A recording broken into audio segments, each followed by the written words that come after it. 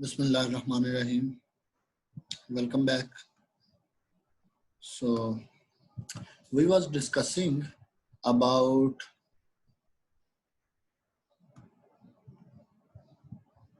yes, we was discussing about question number 3.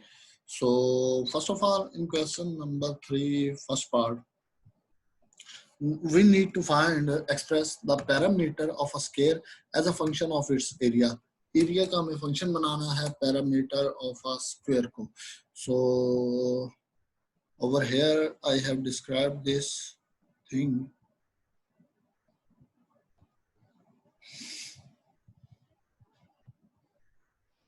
Parameter of square as a function of its area. ये एक square की figure होगी. ठीक है, स्क्वायर की डेफिनेशन है each side is equal. This is not enough, but this is one parameter also. By taking the parameter होता है जी sum of length of each side. Since each side is x, so length is 4x. So parameter is 4x.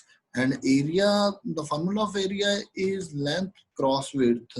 As length is x and width is x, then x cross x will be x square.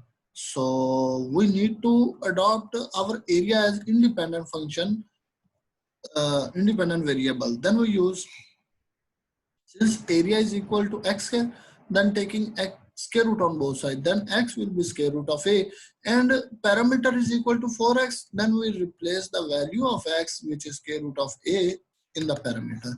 So the parametric function with the independent variable area is p is equal to 4 times square root of a. Secondly, we want to define the area of a circle as a function of its circumference.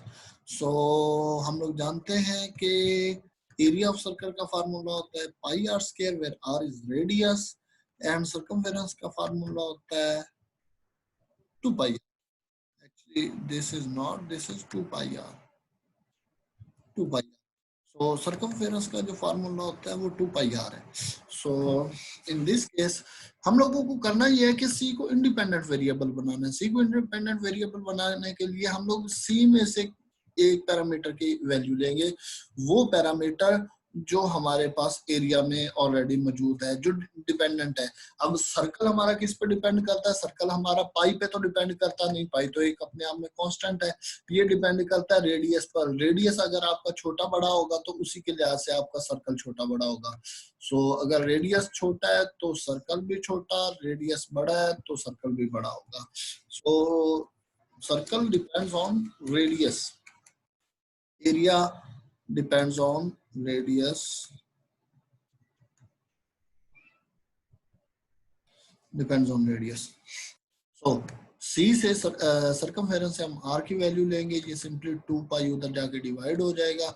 So r is equal to c over 2 पाई. अब हमें circumference को area का function बनाना है, तो area में हम लोग r की जगह पर ये वाली वैल्यू पुट कर देंगे जो हम लोगों ने c की वैल्यू बनाई हुई है. सो एरिया का फार्मूला ये है, r की जगह हम लोगों ने उसकी वैल्यू रिप्लेस कर दी.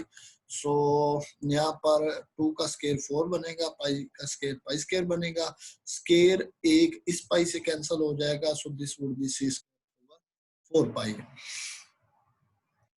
So this would be the c square over 4 pi. So this was the required result. Then in C part we need to make a function of volume of a cube function of its area. अब area का हम लोगों को volume as a function of its area बनाना है. तो अब हमें वॉल्यूम को फंक्शन बनाना है एरिया का, तो एरिया इंडिपेंडेंट वेरिएबल होगा. अब हम लोग जानते हैं ये क्यूब है. क्यूब को क्यूब कहा ही इसलिए जाता है क्योंकि उसकी हर एक साइड इक्वल होती है.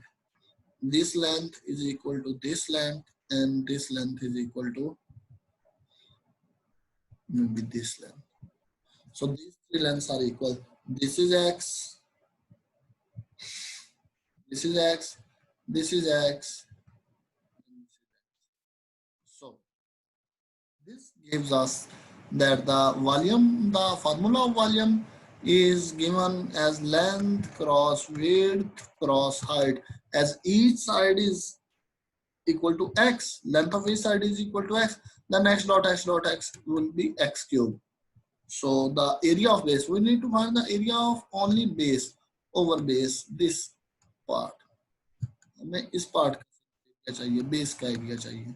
तो अगर आप गौर करें तो बेस सिर्फ और सिर्फ ये वाली चीज है, बेस है. तो ये एक 2D फिगर है जिसमें सिर्फ लेंथ है और विड्थ है. So length cross width x dot x square बनेगा एरिया. अब दोनों तरफ स्क्वायर रूट लेने पर x would be square root of a. अब हम लोग वॉल्यूम की जगह पर, वॉल्यूम में हम लोग वॉल्यूम के फार्मूले में x की जगह पर square root of a replace कर देंगे. So square root of a cube is equal to v. Since this is radical format and this is exponential format, हम लोग जानते हैं पावर पावर से मल्टीप्लाई होगी. सो 3 1 से मल्टीप्लाई हो जाएगा. So this would B 3/2. So in this page or question, if you have some problem, then you can call it. Now our question number 4. Find the domain and range of the function defined below and sketch the graph. So graph तो हम लोग sketch नहीं कर रहे हैं, लेकिन हम लोग इनमें से कुछ फंक्शनों की डोमेन और रेंज जरूर डिस्कस करेंगे. तो इसी के वाले से हमारे पास डेफिनेशन है, मैं यहाँ पर डिस्कस करना चाहूंगा आपसे के साथ. Definition of domain and range. The set points is called domain at which the value of function is defined number.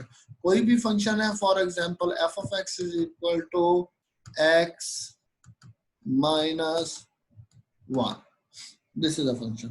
अब इस फंक्शन में कोई भी आप रियल नंबर पुट कर लो, आपको वैल्यू हमेशा एक डिफाइंड नंबर मिलेगी. सिर्फ आप x को 1 नहीं रख सकते. अगर आप x को 1 रखोगे, नॉट इक्वल टू 1. अगर आप x को 1 रखोगे तो 1, अगर यहाँ पे 1 रखा तो 1 minus 1 0. This would be equal to 1 over 0 and 1 over 0 is equals to infinity. Infinity लामहदूद. सो एक नंबर इन्फिनिटी है तो आप लोग इन्फिनिटी के बारे में डिफाइन नहीं कर सकते कि क्या चीज है. वो तो अनडिफाइंड है ना, लामहदूद है, तो उसे आप क्या डिफाइन कर सकते हो. सो डोमेन के पॉइंट वो सारे पॉइंट्स होते हैं जहां पर आपके पास फंक्शन डिफाइंड नंबर हो. जैसे इस फंक्शन में हम लोगों ने देखा x-1 में इस फंक्शन की डोमेन जो बन रही है वो तमाम, इस फंक्शन की जो डोमेन बन रही है वो बन रही है तमाम के तमाम रियल नंबर्स -1. सारे के सारे रियल नंबर तो होंगे लेकिन 1 नहीं शामिल करना इस फंक्शन के लिए, क्योंकि 1 में वैल्यू अनडिफाइंड मिल रही है. So this is the definition of function and the output values at the points of domain are called the range. So if you have some problem, then you can coordinate. With this definition, we will solve some question. First of all, g of x is equal to x square minus 1. अब हमारे पास ये question है x square minus 4. So का square root. इसकी हम लोगों ने domain और रेंज के बारे में बात करना है. सो डोमेन और रेंज में डोमेन हम लोग देख लेते हैं. डोमेन वो तमाम नंबर जहां पर वैल्यू आपके पास मिलेगी आपको positive real number, sorry, defined value मिले और रियल नंबर मिले. सो मैंने डोमेन इसकी 0 to infinity रखी है, 0 to infinity. सो अगर डोमेन आप इसकी 0 to infinity रखते हैं तो डोमेन होगी इसकी 0 to infinity. मतलब 0 रखा तो आपके पास वैल्यू मिलेगी, sorry, this is not range, this is real number, sorry, domain is not this number, sorry. ये फंक्शन है g of x, डोमेन इसकी गिवन है और real number except open interval -2 to 2. अच्छा, सबसे पहले तो मुझे ओपन इंटरवल और क्लोज इंटरवल बताना होगा. ओपन इंटरवल में मैं कहूंगा this is close interval 1 or 2 with these square brackets. This is called close interval.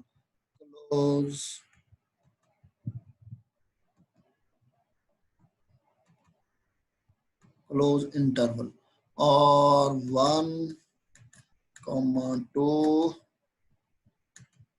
is called open interval. Open interval. And this notation 1, 2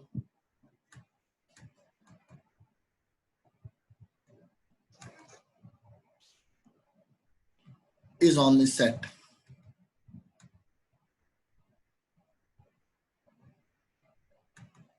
Set. So this is called close interval. Close interval में हम लोग वो तमाम के तमाम point से लेंगे जो 1 से लेकर के 2 के दरमियान में मौजूद है, और 1 और 2 भी शामिल होंगे इस क्लोज इंटरवल में. मतलब कि 1 होगा, 1 के बाद 1.1, फिर 1.111, फिर 1.11111 एंड सो ऑन, सारे के सारे 2 तक जितने भी नंबर्स हैं वो सारे के सारे इसमें होंगे. तो ऑफ कोर्स ये एक इनफाइनाइट सेट है, इसके अंदर लामहदूद एलिमेंट्स है, क्योंकि हम लोग जानते हैं between 2 numbers there exist infinite real numbers. So हम लोग सारे रियल नंबर्स के बारे में बात कर रहे हैं, तो इसके दरमियान लामहदूद नंबर है. सो ये एक इनफाइनाइट सेट है. So this set is infinite set. So लेकिन इसके अंदर 1 और 2 शामिल होंगे और उसके दरमियान वाले भी शामिल होंगे. इसमें क्लोज में और ओपन इंटरवल में फर्क ये है कि ओपन इंटरवल में ये 1 और 2 शामिल नहीं होंगे, सिर्फ सेंटर वाले पॉइंट शामिल होंगे. मतलब ये भी एक इनफाइनाइट सेट ही है, ये भी इनफाइनाइट सेट ही है, लेकिन इसमें 1 और 2 शामिल है. क्लोज है लेकिन इसमें 1 और 2 शामिल नहीं है. इसमें 1 और 2 शामिल नहीं है, सिर्फ अंदर वाले एलिमेंट शामिल है, वो कुछ शामिल नहीं है. और दिस इज कॉल्ड सेट.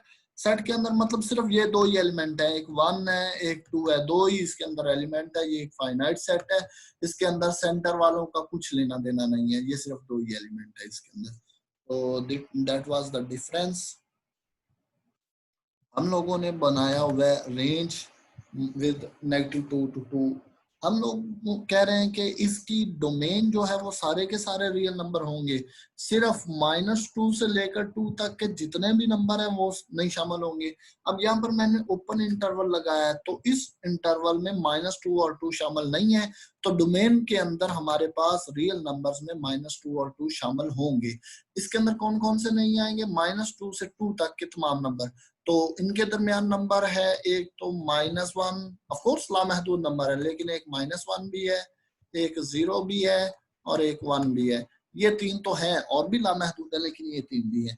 तो इन तीनों पर हम लोग आसानी से चेक कर सकते हैं कि क्यों भाई ये क्यों नहीं बात हमारी पूरी कर रहा है, ये क्यों नहीं हमने शामिल किए. तो इस फंक्शन में अगर हम लोग सबसे पहले -1 रिप्लेस करें यहाँ पर x की जगह पर, तो -1 का स्क्वायर +1, तो ये बनेगा अपने आप में 1 -4 स्क्वायर रूट. अब आप जानते हैं 1 -4 स्क्वायर रूट अपने आप में -3 स्क्वायर रूट रहेगा, -3 स्क्वायर रूट. और अगर आपके स्क्वायर रूट के अंदर नेगेटिव आ जाए तो वो तो कॉम्प्लेक्स में चली जाएगी कहानी. ये तो आपके पास बनेगी वैल्यू स्क्वायर रूट ऑफ 3 इयोटा, जो कि हमें नहीं चाहिए. हमें तो सिर्फ रियल वैल्यूज चाहिए, योटा वाली तो वैल्यू चाहिए ही कोई नहीं. इसका मतलब है कि ये -1 हम लोग डोमेन में शामिल नहीं कर सकते. अब 0 क्यों नहीं कर सकते भाई? 0 रख लें, इस x की जगह हम लोगों ने 0 रिप्लेस करना है. ये 0 हो गया, हमारे पास वैल्यू मिलती है -4 का स्क्वायर रूट. अब 4 तो स्क्वायर रूट झेल लेगा, लेकिन माइनस किधर जाएगा? ये तो खुशबू है, हवाओं में बिखर जाएगा. मसला फूल का है, फूल किधर जाएगा? अब ये माइनस किधर जाएगा? ये ऑफ कोर्स अपने आप में 4 का स्क्वायर रूट 2 है, और ये -1 का स्क्वायर रूट अपने आप में 8 है, जो कि कॉम्प्लेक्स नंबर मिल रहा है, जो हमें नहीं चाहिए. इसका मतलब 1 भी 0 भी नहीं चाहिए. फिर से 1 रखेंगे तो 1 का स्क्वायर 1 है, और यही सिचुएशन हमें मिल जाएगी जो कि नहीं चाहिए. तो ये सारी सिचुएशंस में हम लोगों के पास पता चल रहा है कि हम लोग इसके दरमियान वाले तो नंबर नहीं रख सकते. अब इनके बारे में बात कर लेते हैं. -2 रखेंगे आप तो -2 का स्क्वायर 4, 4 - 4 0, और 0 का स्क्वायर रूट भी 0 होता है, और 0 एक डिफाइंड नंबर है, हम लोग जानते हैं, कोई मसला नहीं. और 2 रखेंगे तब भी हमें जीरो ही मिलेगा। तो इसका मतलब है कि डोमेन सारे के सारे रियल नंबर होंगे, ठीक है, लेकिन उसके अंदर ओपन इंटरवल -2 to 2 शामिल नहीं होगा। अब रही रेंज की बात। रेंज में हम लोग देखते हैं, हम सबसे पहले फंक्शन की नौइयत को देखते हैं। हम लोग फंक्शन देखते हैं कि ये एक रूट फंक्शन है, और रूट फंक्शन के तो को हम लोग एक्सपोनेंशियल फंक्शन भी बोलते हैं, और इसके तो खानदान में कभी कोई नेगेटिव नहीं पैदा हुआ। इसका मतलब इसकी रेंज में तो कोई नेगेटिव बंदा आ ही नहीं सकता। क्या जीरो इसमें शामिल है? ऑफ कोर्स जीरो इसमें शामिल है। अगर -2 और 2 आप रिप्लेस करें तो यहाँ पर हमें हमेशा वैल्यू जीरो मिल रही है, जैसे हम लोगों ने अभी चेक किया। तो इसका मतलब है कि इसकी रेंज जीरो से लेकर इन्फिनिटी तक है। जीरो हम लोगों ने क्लोज ब्रैकेट लगाकर इसमें शामिल कर लिया है, और इन्फिनिटी पर हम लोगों ने स्मॉल ब्रैकेट लगाई है, क्योंकि इसे हम लोगों ने शामिल नहीं करना। सो जीरो से इन्फिनिटी तक सारे के सारे नंबर की रेंज होंगे। इन्फिनिटी शामिल नहीं है, बट जीरो शामिल है। Further, we will define our another type of function which is called piecewise function. So एक piecewise function इस तरह का फंक्शन होता है जो डोमेन को दो या दो से ज्यादा हिस्सों में ब्रेक डाउन करता है। सो ऐसा फंक्शन जहां पर डोमेन के बहुत से हिस्सों के लिए मुख्तलिफ फंक्शन होते हैं, ऐसे फंक्शन को हम लोग पीसवाइज फंक्शन कहते हैं। जैसे यहाँ पर इस फंक्शन में इसने डिफाइन किया कि x 0 से लेकर 1 तक के लिए ये फंक्शन डिफाइन होगा, और x 1 से लेकर के 2 तक के लिए ये फंक्शन डिफाइन होगा, ठीक है।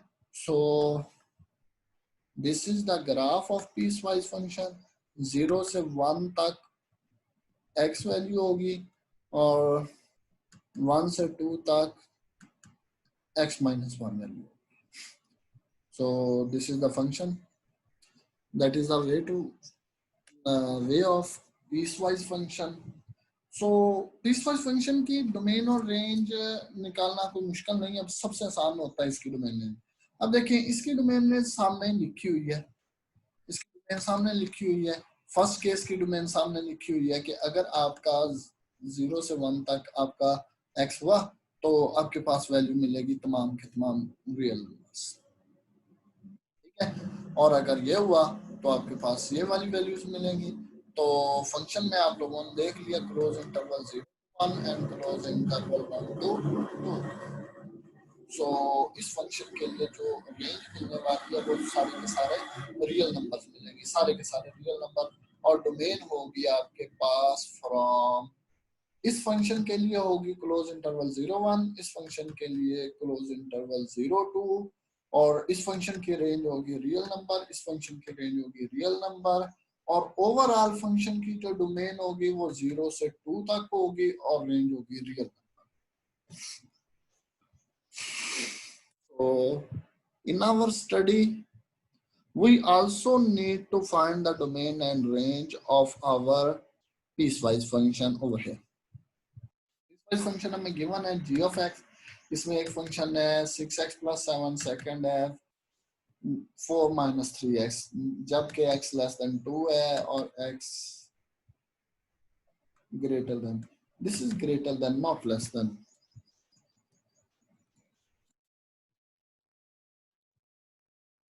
this is greater than,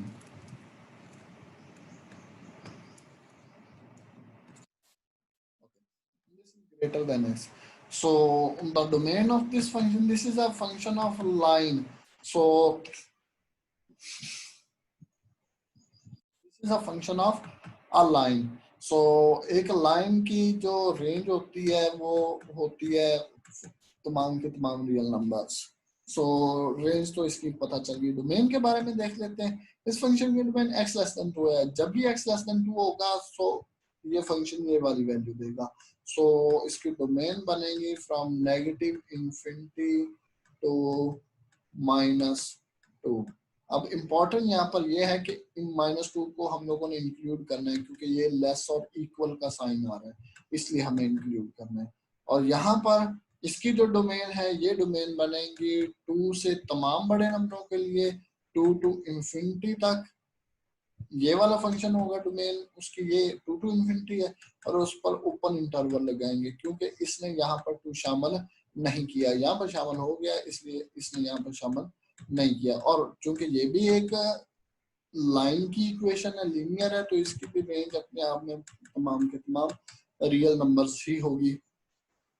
तो ओवरऑल अगर हम डोमेन देखें तो from negative to infinity to 2 and from 2 to infinity, actual पूरे फंक्शन की डोमेन बन गई नेगेटिव इंफिनिटी से इंफिनिटी और रेंज तो तमाम रियल नंबर्स है ही दोनों की, सो दोनों की रेंज भी नेगेटिव इंफिनिटी से इंफिनिटी बन गई।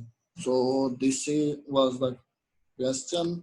सो यहाँ पर एक और क्वेश्चन हमें गिवन है, यहाँ पर फंक्शन की डोमेन आपको हर एक जगह मिलेगी, लेकिन अगर आप x -1 रख देते हो तो ये -1 यहाँ पर रिप्लेस होगा -1 +1 0 दे देगा, समथिंग ओवर 0 इंफिनिटी है जो कि हमें नहीं चाहिए।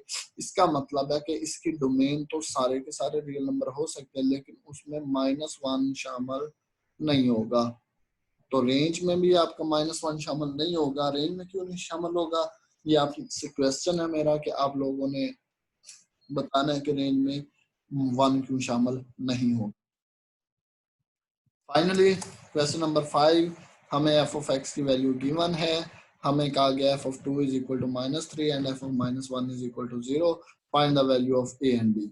so फंक्शन में हम लोगों ने f of 2 is equal to -3, तो फंक्शन में हम लोगों ने x की जगह पर 2 रिप्लेस करना है और इस इक्वल रख लेना है -3 के। तो फंक्शन में x की जगह हम लोगों ने 2 रिप्लेस किया और इक्वल रख लिया -3 से। सो यहाँ पर हम लोगों ने इस सारे पोर्शन को इस पोर्शन को इवेल्युएट किया। सो इवेल्युएट करने पर हमें ये रिजल्ट मिलता है, फाइनली हमें ये रिजल्ट मिलता है जिससे हम लोगों ने एक इक्वेशन बना ली, इक्वेशन नंबर 1। इसे इक्वेशन 1 मान लिया। अपनी फर्स्ट कंडीशन को इस फर्स्ट कंडीशन को यूज करके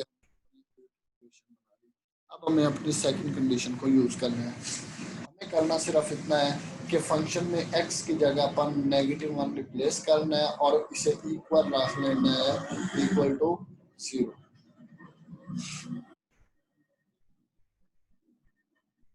तो अब हम लोगों ने सेकंड कंडीशन का यूज किया, फंक्शन में x की जगह -1 रिप्लेस किया, उसे 0 के इक्वल रख लिया, उससे एक सेकंड इक्वेशन जनरेट कर ली। For the values of a and b we need to subtract equation 1 and 2। इसको सबट्रैक्ट किया जिससे हमें a की वैल्यू मिली 2 और इसे हम लोगों ने इक्वेशन नंबर 1 में रखा जिसे b की वैल्यू हमें मिली -2। So our question was to find a and b, the value of a and b, which is already found, जो हम लोगों ने मालूम कर ली है और यहाँ पर मेंशन कर दी है। अब इसके बाद ये है हमारे पास क्वेश्चन नंबर 6। हमें एक स्टोन फेंका गया है आसमान की तरफ और उसका हाइट फंक्शन ये गिवन है, ठीक है। अब वो कह रहा है कि स्टोन, इसका मैंने सेकंड पार्ट किया, फर्स्ट पार्ट आप लोगों के लिए छोड़ा है, आप लोगों ने करना है। और फर्स्ट पार्ट में है ही क्या, सिर्फ फर्स्ट पार्ट में इतनी सी चीज है कि आप लोगों ने इस हाइट फंक्शन में यहाँ पर x टाइम का वेरिएबल है, x टाइम का वेरिएबल है और h हाइट का वेरिएबल है। सबसे पहले क्वेश्चन में हमें कहा गया कि एट 1 सेकंड, 1 सेकंड के बाद क्या होगा, आप लोगों ने x की जगह 1 रख लेना है इस फंक्शन में, ये 1 हो गया। सो 40 - 10 बराबर रहेगा 30। तो 30 मीटर की हाइट पे होगा वो, ये 30 फुट की हाइट पे होगा वो पत्थर एट 1.5। अब x की जगह पर आप लोगों ने 1.5 रख लेना है। सो यहाँ पर भी 1.5 आ जाएगा, जो भी 1.5 का स्क्वायर हुआ उसे आप 10 से मल्टीप्लाई करोगे और ये बकाया ऑपरेशन परफॉर्म करोगे। सो इस तरह आप लोग फाइंड कर सकते हो वैल्यू। सो मैं सेकंड क्वेश्चन कर रहा हूँ। सेकंड क्वेश्चन में कह रहा है कि टाइम क्या होगा जब आपका स्टोन जमीन से टकराएगा। जब भी जमीन से स्टोन टकरा जाएगा तो हाइट फंक्शन तो 0 हो जाएगा ना, जमीन से टकराने पर तो उसकी कोई ऊंचाई नहीं होगी, वो 0 हो जाएगा। सो हाइट फंक्शन को हम लोगों ने रख लिया 0। सो यहाँ पर 40 आपका दूसरी तरफ चला गया, this would B 10 x square is equal to 40। So 0 will be cancelled by this 0. So x square is equal to 4, taking square root on both sides. So x is equal to plus minus 2. So negative 2 will be neglected because time cannot be negative. So time will be only 2 seconds. So stone strikes the ground at 2 seconds.